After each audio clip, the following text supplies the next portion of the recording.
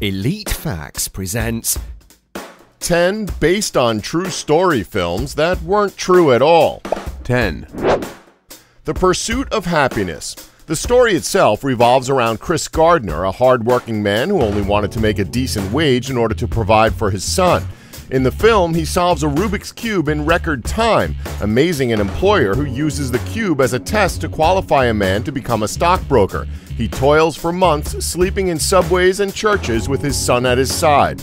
But in the end, it all pays off when he claims the one and only opening at the agency.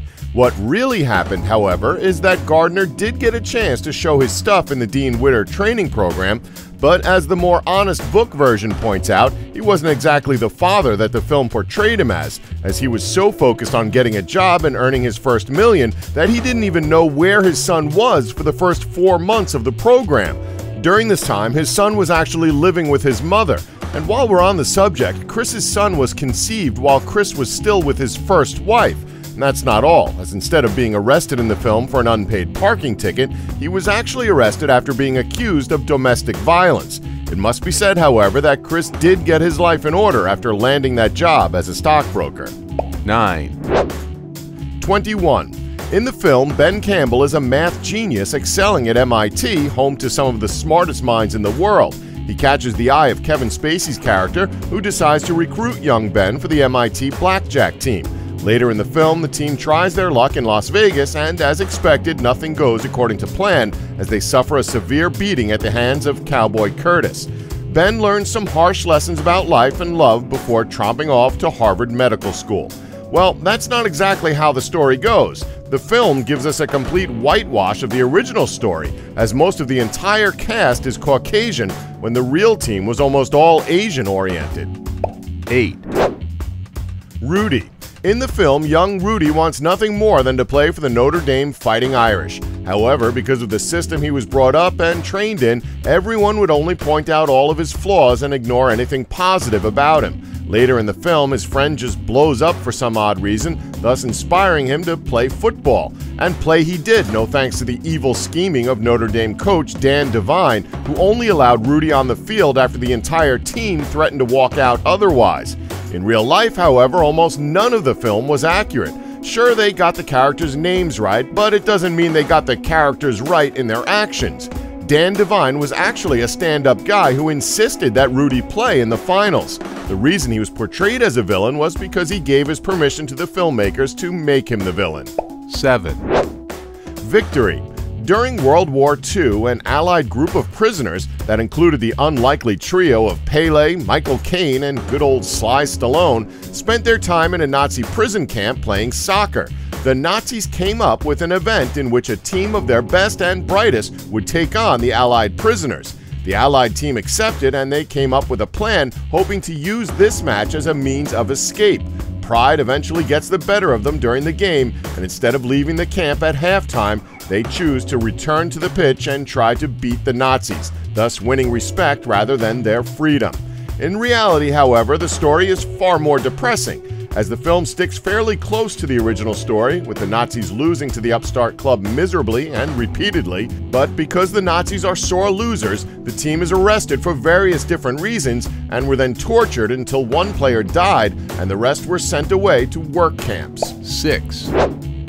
The Hurricane. The film follows Rubin Hurricane Carter, a boxer who was arguably one of the best in his weight class. The film's story tells us how Rubin was falsely accused and convicted of a triple homicide, thus taking a large toll on his boxing career. After serving 20 years in prison due to a bitterly racist system, 3 young Canadians take up his cause and, after discovering a key piece of evidence, prove Hurricane's innocence and set him free. Now, where do we begin? How about when, in the film, Carter beat up Joey Giardello, but the judges were painted to be racist, so instead they awarded the win to Giardello? Yeah, that's not what actually happened. Carter lost the fight in what was a one-sided fight to the real Giardello. Now, another thing worth mentioning is the whole triple homicide incident. We're not saying Carter committed the crime by any means. However, he did have a criminal record, and by the time he was 14, he had already been arrested twice, and by the age of 22, he had been imprisoned twice for brutal street muggings. The film completely failed to mention or chose to ignore that fact. 5. Amityville Horror. Although the books and films are titled The Amityville Horror and are both said to be based off of a true story, controversy surrounds the story as to whether or not it was true at all. The priest who appears in the story stated that in real life he never actually went out to the house and only communicated with the family via telephone. It has also been stated by the Lutz family's lawyer that he and a group of ghost hunters came up with the entire story over a bottle of high-priced wine. Who would have thought that getting drunk would give someone so much creativity? 4.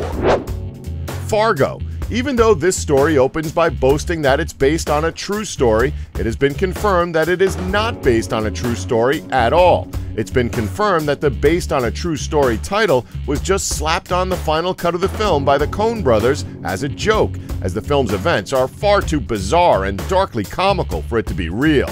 3. Saving Private Ryan. The story of this film is almost completely false. Why is that, you might ask? Well, for starters, there was no Private Ryan.